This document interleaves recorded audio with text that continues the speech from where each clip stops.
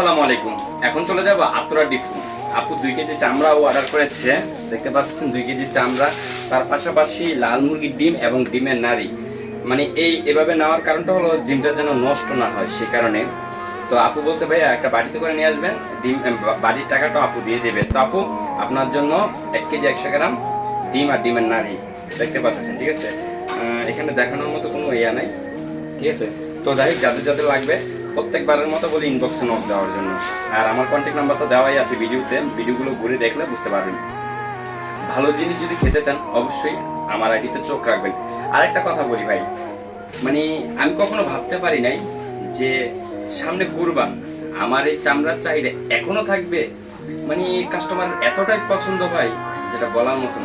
তো যাই হোক, যাদের যাদের লাগবে আমার টিকটক ইনবক্সে নক দেবেন। তার পাশাপাশি আমার কন্ট্যাক্ট নাম্বার তো আছেই, আমার ভিডিওগুলো দেখতে পাবেন। তো সবাই ভালো থাকবেন, সুস্থ থাকবেন। আল্লাহ হাফেজ। আসসালামু আলাইকুম।